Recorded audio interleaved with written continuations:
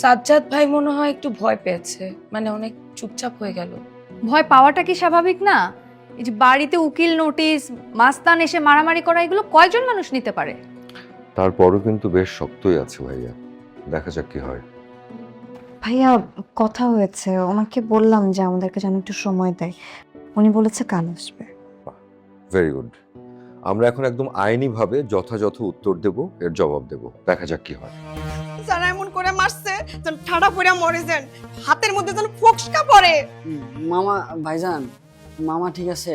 আরে তুমি টেনশন করো না তো, উপরে সামির আর আদনান তো আছে, তুমি তো টেনশন করো না, সুস্থ হও। ভাইজান গো, ভাইজান সত্যি কথা, খালি আমার কোনো প্রস্তুতি আসিল না, নাইলে আমি ওগরে খেলা দেখাই দিতাম। খালি প্রস্তুতি আসিল না বলে আমি কিছুই করতে পারলাম না। আপনি কি কইতাছেন? প্রস্তুতি থাকলে কি আপনি আবার মারামারি করতে যাইতেন? চেষ্টা করতে। এই রমজান ব্রো, বসো, পাগলামি করো না রমজান, রেস্ট নাও ঘরে, এত বাহাদুরি দেখানোর কিছু নেই। অবস্থাটা দেখছিস ওর, মানে অনেকে প্ল্যান থাকলে ও কি না কি করে ফেলাইতো, মানে ভাঙবে না কিন্তু মচকাবে। চল রেস্ট করো।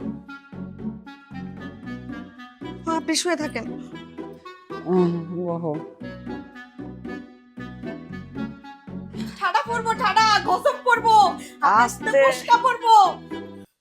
জানিস, আমি প্রায় দেখতাম যে ছেলেটা ফুল নিয়ে বাসার সামনে দাঁড়ায় থাকতো, তো আগে বুঝি নাই যে কেন দাঁড়ায় থাকতো। এখন বুঝতে পারছি যে সামিরার জন্য দাঁড়ায় থাকতো। ওর কত বড় সাহস, সে সামিরাকে প্রপোজ করবে, চিন্তা কর।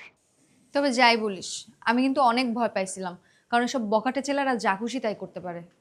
তোর কি মনে হয় ভয় আমি পাই নাই? কিন্তু এতক্ষণ চুপচাপ ছিলাম। কিন্তু যাই বলিস, সামিরার কিন্তু সাহস আছে। এই, উপরতলার কি অবস্থা? ওই বখাটেটা বাড়িওয়ালাকে কিছু বলছে নাকি? কোনো সমস্যা নেই, আমার তো মনে হয় মুখেই খালি বড় বড় ফটো ফটো, কাজে বেলায় কিছু করতে পারবে না। কিন্তু রমজানকে তো মারছে। এবং এটার সিরিয়াসলি না নিয়ে কোনো উপায় নেই আসলে। যেভাবে রমজানকে মারছে, এই পুরো ব্যাপারটা এখন আমাদেরকে সিরিয়াসলি ডিল করতে হবে। আচ্ছা, আমাদের কার যেন উকিলের নাম্বার ছিল বা পরিচিত ছিল? ভাইয়া, আমার কাছে আছে। মাহি, ভেরি গুড, তুমি উকিলকে ফোন করো আর ফোন করে বলো যে আমরা দেখা করতে চাই অ্যাজ সুন অ্যাজ পসিবল। ঠিক আছে ভাইয়া। সাজ্জাদ ভাই মনে হয় একটু ভয় পেয়েছে, মানে অনেক চুপচাপ হয়ে গেল। ভয় পাওয়াটা কি স্বাভাবিক না? এই যে বাড়িতে উকিল নোটিশ, মাস্তান এসে মারামারি করা, এগুলো কয়জন মানুষ নিতে পারে? তারপরও কিন্তু বেশ শক্তই আছে ভাইয়া, দেখা যাক কি হয়।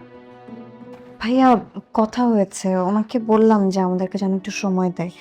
উনি বলেছে কাল আসবে। Very good. আমরা এখন একদম আইনিভাবে যথাযথ উত্তর দেব, এর জবাব দেব, দেখা যাক কি হয়। কিন্তু আমি একটা জিনিস বুঝতে পারলাম না, মানে বাড়িওয়ালা যদি সম্পত্তির ভাগ চাইবেই, তাহলে গুন্ডা ভাড়া করে আনবে কেন? মানে সেটা তো সে আদালতে যেও সলভ করতে পারে, রাইট?